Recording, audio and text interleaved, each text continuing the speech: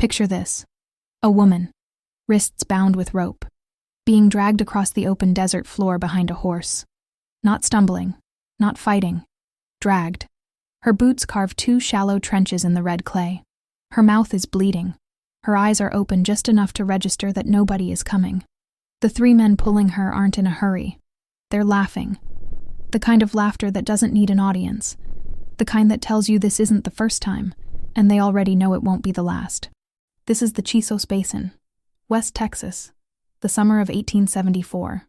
Out here, a man with money in his pocket could do just about anything he pleased, and the men who worked for Durward Holt didn't even need money. They had something better. They had the certainty that no one would stop them, except. On the ridge above the dry creek, still as stone, watching from the saddle, there was a man nobody had asked for an opinion.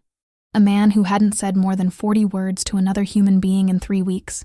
A man who was, by every reasonable measure, somebody else's problem. His name was Wade Calloway, and Wade Calloway had one flaw that had cost him dearly his entire life. He didn't know how to look away. What he did next would cost him nearly everything he had left, and give him back the one thing he thought was buried for good. The summer of 1874 had already broken 2 things in the Chisos Basin. The river, which had run clear as good glass every summer Wade could remember, had gone to cracked mud by the first week of June, and the spirit of anyone foolish enough to still believe the desert owed them a living. Everyone, that is, except Wade. He was 51 years old, broad at the shoulders, narrow in conversation. His hair had gone silver at the temples somewhere in his 40s, and his hands, cracked along every knuckle, stained into the grain by years of wire and leather and cattle work, looked like the hands of a man doing penance for something he'd never quite been able to name. He'd come to this basin in 1859, 36 years old, a wagon full of seed corn, and a woman named Margaret sitting on the bench seat beside him with her arms folded against the wind, and her chin lifted at the sky the way she always held it, like she was deciding whether to be afraid and deciding against it. They had believed the desert could be made to yield, and it did yield, for a time. Margaret gave him 3 good years, a daughter who came too soon and left before she was named, and then a fever, the winter of 1862, that moved through the Chisos Basin like something with a list, and didn't stop until it had crossed off everything that mattered to Wade Calloway. He buried her under the only cottonwood tree still standing on his property. He didn't plant flowers. He thought she would have found that sentimental. What he planted instead was the rest of his life. He kept the land. Kept the cattle, 300 longhorns with the constant, maddening habit of drifting east toward the neighboring spread. He kept the work, because the work was the only thing that asked nothing of him except to show up. He had a mule named Scratch, yellow-eyed, opinionated, with the deeply inconvenient habit of being right. And he had the cottonwood tree, and he had the silence. For 12 years, that had been enough. His ranch sat on the western edge of the basin, on a stretch of dry grass, and red rock outcroppings he'd named the Seco, the Spanish word for dry. There was a dark humor in it he'd never once felt the need to explain. To the east, same basin, 50 times the acreage, was the empire of Durward Holt. Holt had come from back east with capital assembled the way capital always assembles itself, quietly, from the misfortunes of other people. He'd bought 6,000 acres at prices that suggested the previous owners hadn't been given much of a choice, filled the spread with hired muscle, and proceeded to run the Chisos Basin the way a feudal lord runs a territory that doesn't technically belong to him but effectively does. He had money. In West Texas in 1874, that meant he had the law. The sheriff of the basin was a thin, precise man named Lionel Pruitt. Neat mustache, careful suits for a lawman. Eyes that were always doing arithmetic. He'd ridden for Holt before he'd been elected to anything, and the election itself had been one of those elections that everyone in the county understood, and nobody said out loud. When Holt needed a fence line moved, Pruitt found the violation. When Holt needed a water claim dismissed, the paperwork disappeared from the county office. When Holt needed a man to stop being a problem, well, there were men for that too. Wade had survived in this arrangement for 15 years through stubbornness and irrelevance. His ranch was too small to threaten Holt's operation. He ran lean, kept his head down, bought his supplies in Redbone once every 3 weeks, and otherwise existed like a weather vane, present, functional, and largely ignored. He had no alliances, no friends, No one who would have come looking if he stopped showing up. He had Scratch, and the cottonwood tree, and the fence that always needed mending. And then came the morning he rode out to check the east pasture, and saw the dust. 3 riders, moving hard across the basin floor, half a mile south of the Seco's property line. Wade would have let it go. Riders passed through all the time, except something was trailing behind the last horse. He stood in the stirrups. Scratch pinned his long ears flat and made a low sound in his chest. Half complaint, half warning. The animal had always been able to read a situation the way certain people can read a room. He understood something was wrong before Wade finished understanding it himself. Wade watched for 10 seconds. Then he turned the mule south and pushed him hard. He left his rifle on the barn post. It was the kind of mistake a man carries in his chest for the rest of his life. By the time he reached them, the woman had stopped moving. Not unconscious. He'd learn that later. She had simply discovered the hard way that stillness was survival. Every time she'd fought the rope, the ground had taken more skin. So she'd gone limp. Gone somewhere inside herself and waited. She had learned the thing that only people who have been hurt many times finally learn. There is a difference between giving up and refusing to give them the satisfaction. Wade pulled Scratch directly across the path of the lead rider. The horse shied sideways. The rider cursed. "Cut her loose," Wade said. He didn't raise his voice. There was no theater in it.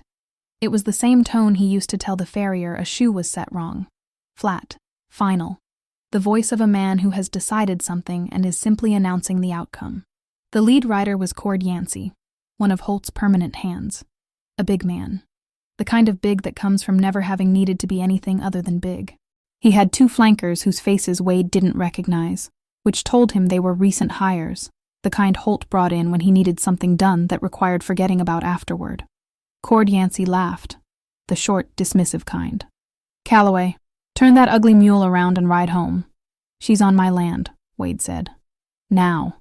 That statement was technically true. The eastern property line of the Seco ran through this dry creek bed. Holt's lawyers had been working to move that line for 2 years. They hadn't succeeded yet, which meant, under the original survey, the ground beneath that woman's body still belonged to Wade Calloway. It was the only card he had. He laid it down. "You're 20 yards inside the Seco, Cord. What you're doing to that woman is my legal concern. Cut her loose now, or we wait here until a judge rides out, and I describe exactly what I saw." The silence stretched out the way wire stretches before it snaps. Cord Yancey had many qualities. Deep thinking wasn't one of them. But even he could run the numbers. 3 against 1 old man on a yellow mule. Easy enough, on paper. But Wade Calloway had a reputation in this basin for being a man who said exactly what he meant, and meant it until it killed him. And even a judge with Holt's money in his pocket had limits when someone was watching. Cord spat. "Cut her loose, Denny." The rope was cut. The woman fell. The 3 riders moved off without looking back. Cord trailed one last sentence behind him the way you leave a lit match near dry timber. "Mr. Holt's gonna hear about this, Calloway." Wade was already off the horse. She didn't tell him her name for 3 days. He didn't push for it. He was a man who understood that certain things had to be offered freely, or not at all. And he'd long since learned that silence is not the same as emptiness. He brought water. He brought food. Beans and dried beef and cornbread, nothing elegant. He changed the bandages on her arms each morning with the matter-of-fact steadiness of a man who doctored enough cattle injuries to know that the worst thing you can do when tending a wound is treat the wounded like they might break. She watched him, the way a hawk watches something it hasn't decided about yet. On the 3rd evening, she said without preamble, "Nara Sixkiller." He said, "Wade Calloway." She nodded. That was apparently sufficient. Nara Sixkiller was 34 years old, though the years had arranged themselves differently on her, the way they always do on people who've worked outdoors since childhood. She was half Comanche, Penateca band on her mother's side, and half Mexican, her father a trader out of Presidio who had died before she was 6. She spoke English, Spanish, and enough Comanche to dream in it. And she had a quality that Wade recognized immediately, because he saw it every morning in his own reflection. The stillness of someone who'd outlived everyone who called them beloved. She'd spent 12 years moving in and out of the reservation at Fort Griffin, most of those years watching the government's promises fold one at a time, like bad cards in a hand nobody had asked to be dealt. The Indian agent running things, a man named Avery Loomis, whom the Lord appeared to have assembled as a cautionary tale, had been making conditions systematically unlivable since his appointment. Nara had eventually done the math and left. That was the first version. The full version came out in pieces over the weeks that followed, the way the truth always comes, sideways, in low light, when you're not quite expecting it. What Durward Holt wanted was the spring. There was a natural spring on the ridge at the top of the Seaco's eastern pasture. A serious spring, the kind that didn't apologize for itself, reliable even in drought years, fed by an aquifer so deep that Wade's wife Margaret, who had known things the way certain people simply know things, had once said it must run all the way to Mexico. Holt had been circling that spring for 3 years, the way something circles when it knows where the water is and is simply deciding how to take it. The problem, for him, was the land. The spring sat on a ridge parcel registered under an 1867 land grant, one of a handful issued in the chaotic aftermath of the war to mixed-blood landowners during the brief, strange window when the federal government was making gestures toward fairness. The grant had been held by Nara's uncle. When he died, it passed to her. When she arrived at the spring property to file her permanent claim, Cord Yancey and his men were waiting. And that was what Wade had interrupted on the basin floor. Not cruelty for its own sake. A message. Leave. Leave now. Leave everything. And let the spring pass quietly into the hands of a man who'd purchased the county long before he got around to purchasing this particular piece of ground. That first night, after Nara had fallen asleep in the spare room that still smelled faintly of cedar from Margaret's things, Wade sat on the porch in the dark and held a glass of rye whiskey and thought about ledgers. He was a man who understood ledgers. He knew that staying in something cost you every single day until it was done. He looked at the cottonwood tree. He thought about what Margaret would have said. She would have said, "You already know what you're going to do, Wade. You're just stalling." He drank the whiskey, went inside, and woke up the next morning knowing exactly where he stood. The first week between them was practical, the way the first weeks of impossible situations always are. Nara needed to move without the bandages tearing. Wade needed someone who could read a Spanish land deed without guessing at every third word, because the original grant documents were written in both languages, and his Spanish stopped somewhere around the level of ordering food. She read them to him at the kitchen table by lantern light. He made the coffee. She drank half a cup, set it down, and looked at it the way you look at something that has failed in an interesting way. "Like boiled boot leather," she said. The next morning she made it herself, something ground with dried chile and a spice he couldn't name that came from a small cloth pouch in her jacket pocket. He drank it without comment. She understood that to mean he liked it. She was right. By the second week, the practical had started to become something else. It happened the way things happen between two people who are both wary and lonely in equal measure, in silences that stopped being uncomfortable, in the noticing of small things. The way she named the mule Scratch's various moods the same way Wade did, as though the animal had a full emotional interior and expected to be consulted. The way she walked the east fence at dusk, and he found himself walking it too. Not because the fence needed walking. He didn't say anything about any of this. Neither did she. What they said instead was, "Holt is going to move on the spring directly if we don't file before the August session." What they said was, "We need a lawyer and Marfa, someone without Holt's money in his pocket." What they said was, "Scratch has been favoring that left rear leg for 3 days. Looks like a stone bruise, we should pull the shoe." But certain conversations happen underneath the words, and both of them had been silent long enough to hear them. Then Sheriff Pruitt came to call. He arrived on a Tuesday morning with 2 deputies, and the particular brand of politeness that means nothing good. Hat-brim touch, easy smile, the careful manners of a man who has already decided what's going to happen and is merely observing the formalities. Wade met him at the gate. "Wade," Pruitt said, "heard you've been keeping company." "Hired hand," Wade said. "She knows horses." Pruitt's eyes moved past him toward the house. "That's so. What's her name?" "People generally have them." Pruitt leaned forward slightly, the intimate lean of a man delivering something he's decided isn't quite a threat yet. "Wade, 15 years you've stayed clear of Durward Holt's business. That's a genuine skill. Don't waste it over a land claim that isn't going to survive the county courts. The grant documentation is under review. Loomis at the agency says it may have been issued in error. I imagine he does. Wade said. "This doesn't need to become a problem for you personally." The quiet that followed was long enough to become its own kind of answer. Wade looked at the cottonwood tree. "Get off my land," he said. Pruitt studied him the way a man studies an animal he's decided to let live for now. Then he nodded. The slow, deliberate nod of a man making a note in a ledger he keeps only for himself. "All right," he said. He turned his horse. Over his shoulder, not looking back. "Give my regards to your hired hand." That night, Wade found Nara on the porch steps in the dark.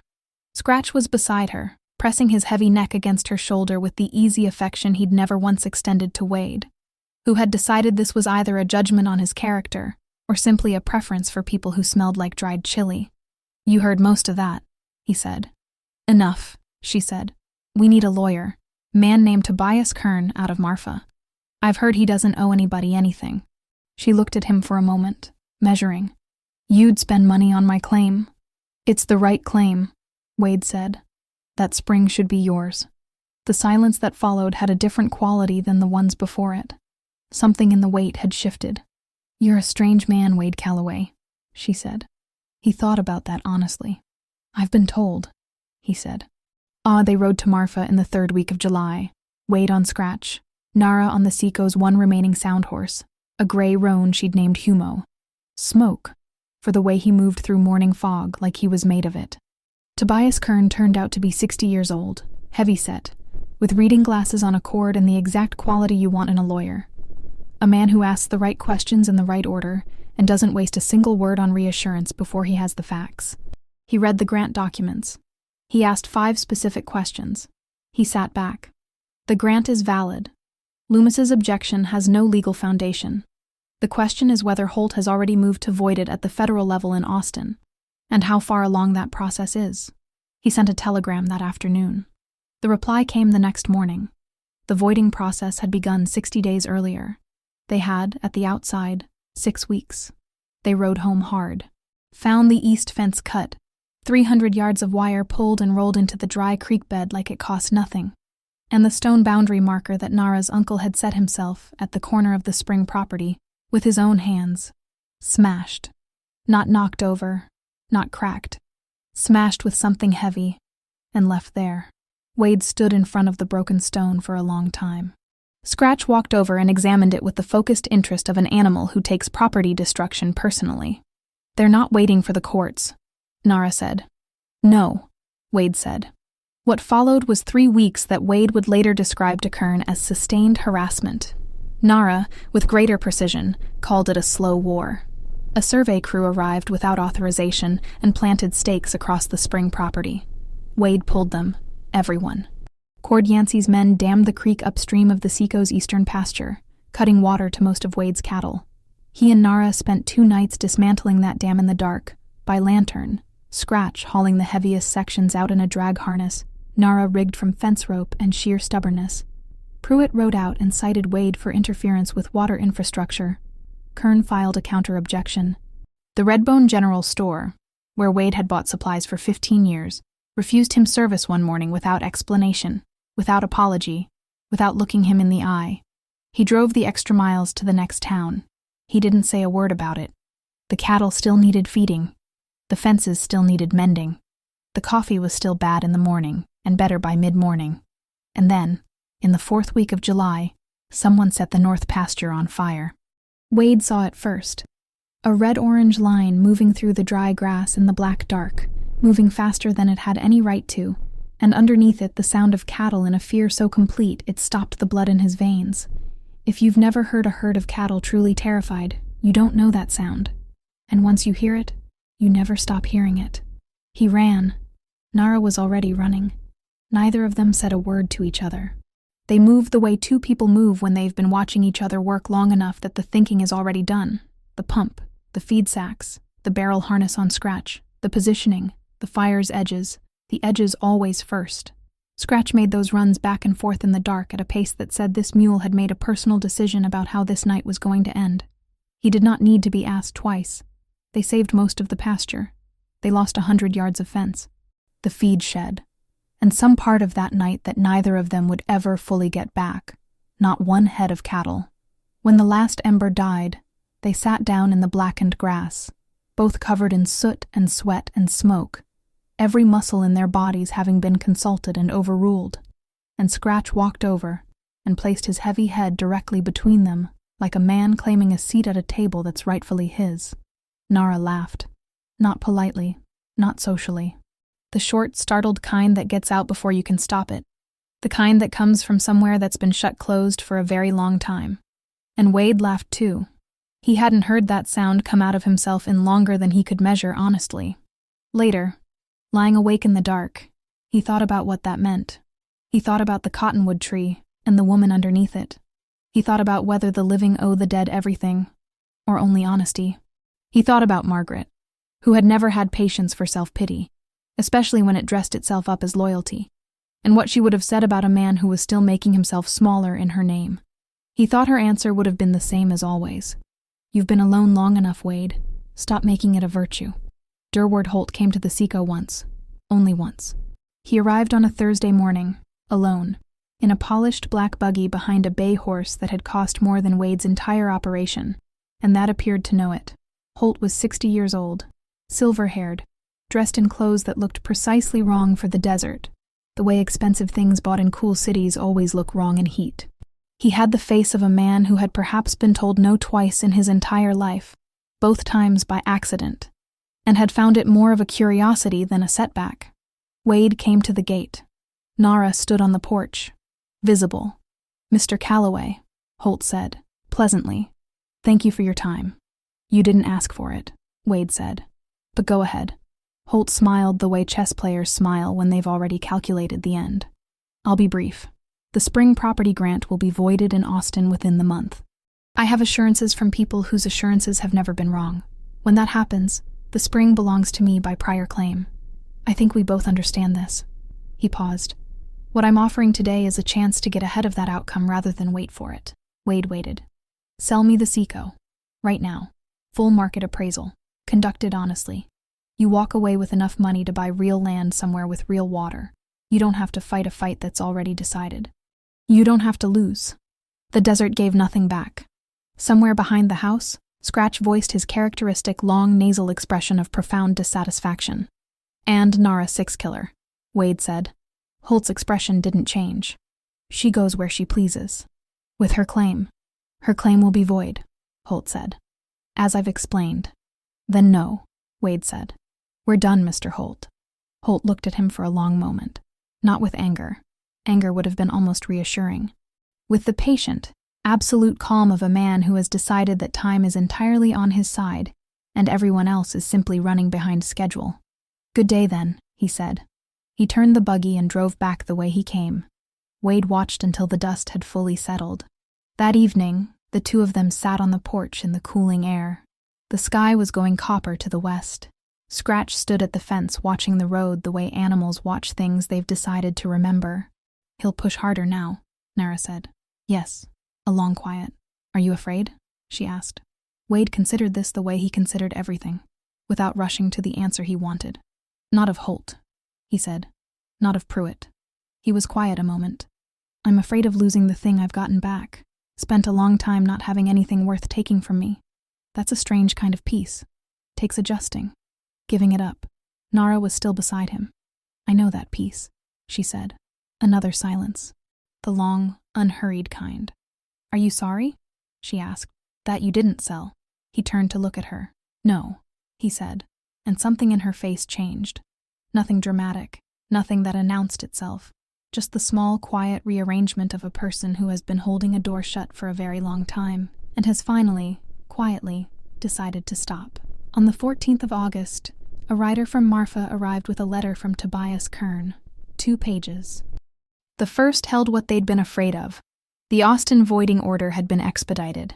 10 days before finalization, at the outside. No legal route left to stop it through the federal system. Holt's people had closed every door. Wade set that page down, picked up the second, and read it twice. Tobias Kern had been doing research, 63 years old.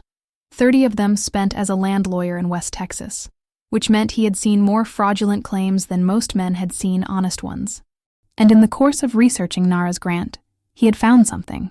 The original Chisos Basin land survey, conducted in 1861, filed in the Brewster County Courthouse under state seal.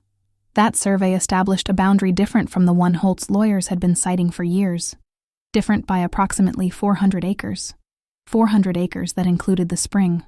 The revised survey, the official one Holt's people used, had been conducted in 1868 by a man named Felix Wardlow, filed under oath, legitimate in every technical sense, except that Felix Wardlow, as Kern had established through 6 days of careful document work, had been employed by the Holt Land Office 6 months before he ever picked up a surveyor's instrument. Wade put the letter on the table. He went to find Nara. She was mending the north fence line, the section they'd rebuilt after the fire, working in the afternoon heat with the quiet efficiency that was simply her default when there was something to be done. He handed her the letter without a word. She read it without expression, the way she read everything she hadn't yet decided whether to believe. Then she looked up. "A fraudulent survey," she said. "Filed under oath. In the county courthouse," Wade said. "Criminal matter. Federal jurisdiction, which means Pruitt has no hand in it." A pause. "Kern says there's a federal land inspector in El Paso.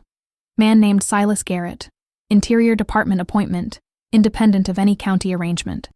If we get the 1861 survey and the documentation of Wardlow's employment to him before the voiding order finalizes..."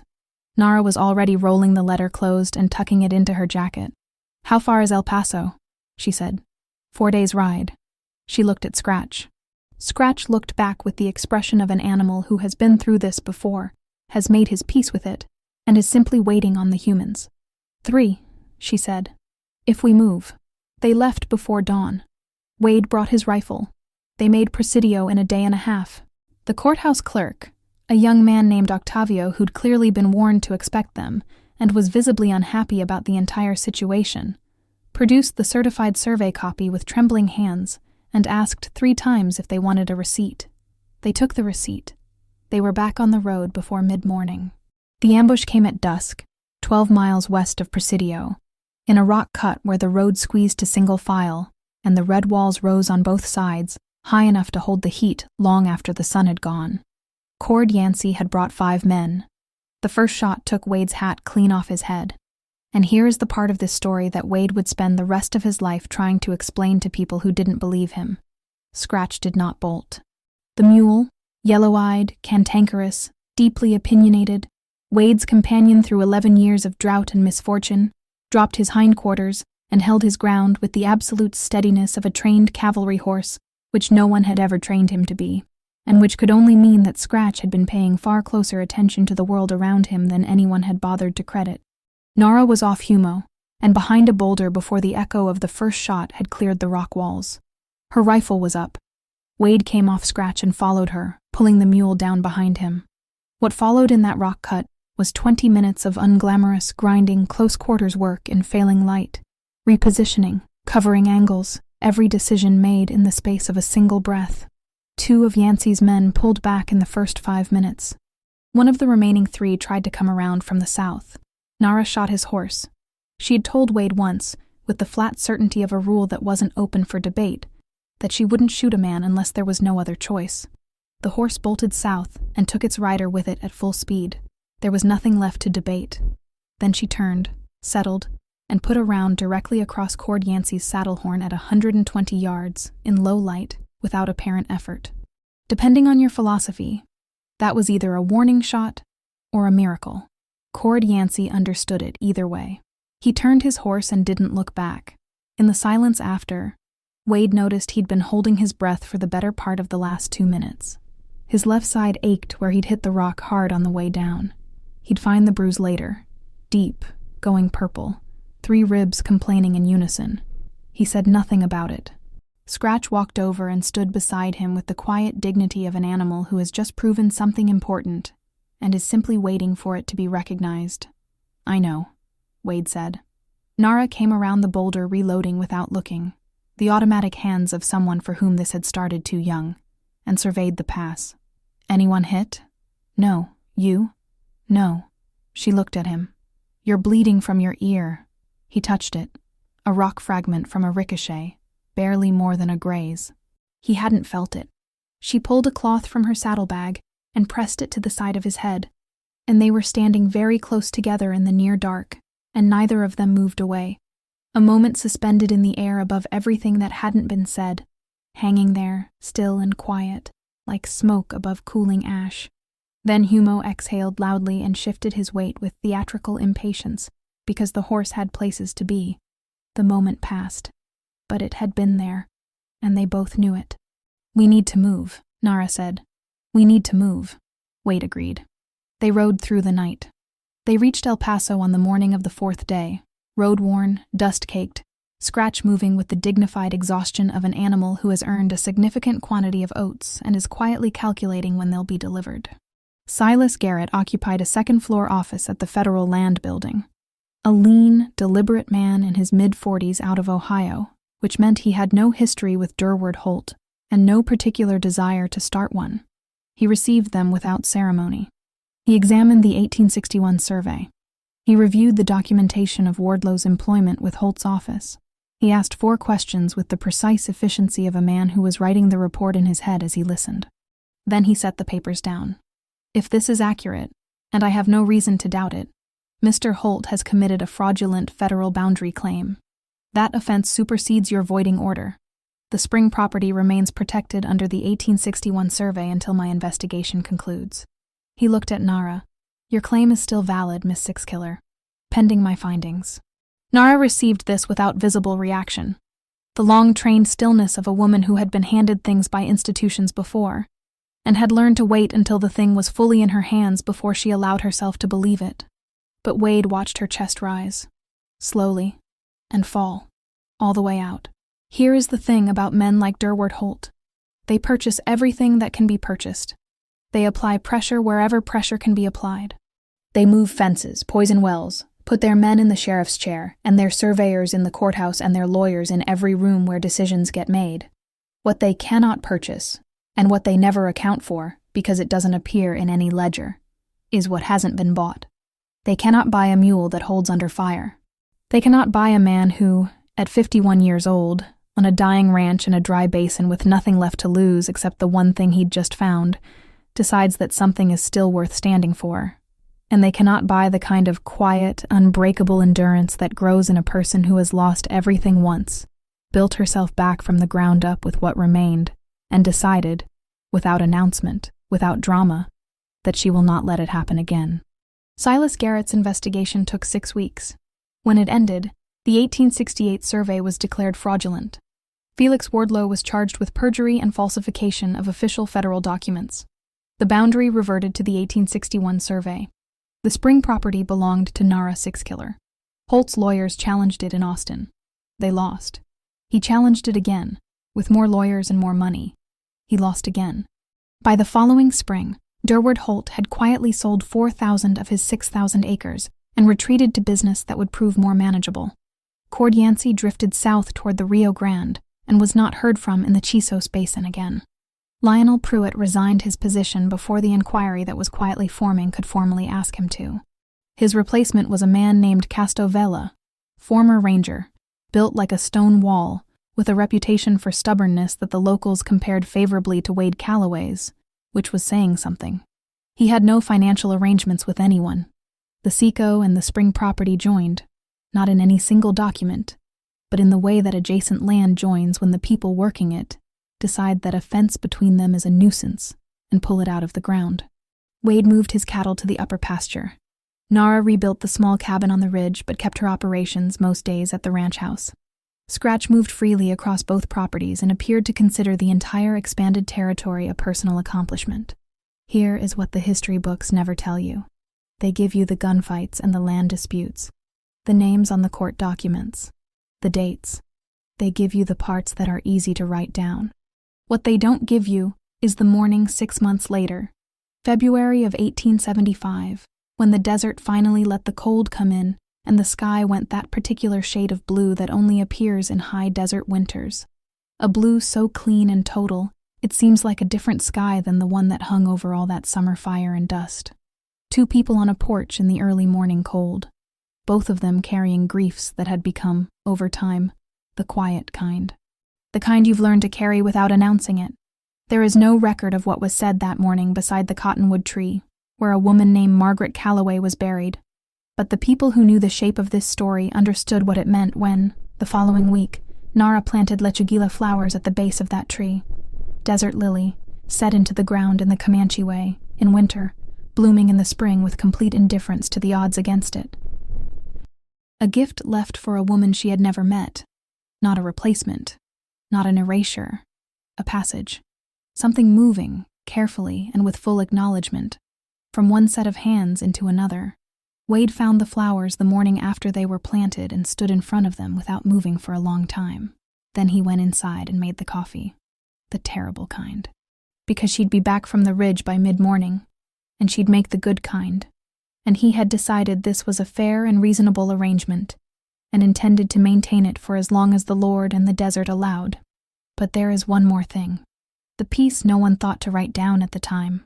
The detail that Tobias Kern mentioned almost as an aside in a letter to his son, years later. The kind of thing that gets tucked into the corner of a paragraph and almost missed. In the summer of 1877, the worst drought on record arrived in West Texas. It arrived without apology and stayed without mercy. Rivers went to dust. Creeks became memory. Cattle operations across the Chisos Basin began failing one by one. The way things fail when the land finally stops pretending it owes you anything. Durward Holt's remaining acres went gray and cracked and silent. 3 neighboring ranches closed that summer, and their owners left for somewhere that still had water. The spring on Nara Sixkiller's ridge property kept running.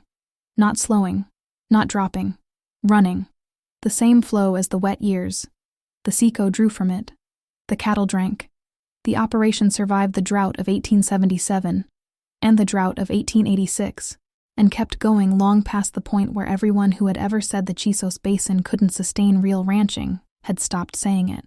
And the reason that only surfaced years later when someone thought to go back to the original 1861 survey, was written in the margin, in pencil, the cramped handwriting of a state surveyor who apparently hadn't thought it important enough to include in the body of his report. 4 words. Water source, possibly artesian, an artesian spring, fed not from rainfall or surface runoff, but from an aquifer running hundreds of feet beneath the ground, the kind of aquifer that doesn't know the meaning of drought because it has never once relied on the sky. Fed, as a woman named Margaret Calloway had once quietly said to a husband who only half listened, from somewhere so deep it might run all the way to Mexico. Durward Holt, with every dollar he had assembled and every man he had purchased and every boundary he had moved and every document he had forged, had spent 4 years trying to steal a spring he didn't understand. He thought he was stealing water. He had been standing above something that could sustain this land for 100 years. And the woman he'd had dragged through the dirt in the summer of 1874, the woman he'd tried to erase from the record of the Chisos Basin, she had known exactly what she had. She had known it from the first day her uncle showed it to her, when she was a child, standing on that ridge in the early morning with the water running cool over her hands in the middle of July. She had come back for it. And she had refused, quietly, completely, and without a single word of announcement, to let it be taken. The land that Cord Yancey called not worth the trouble. The claim that Pruitt said wouldn't survive the courts. The property Durward Holt offered to buy at full market value because he thought he was doing a favor. That land fed 5 ranches through the drought of 1877, and the water that runs beneath it has never stopped. Some things cannot be purchased. Some things cannot be moved with money or a badge or a rope dragged through red clay. Some things just run deep.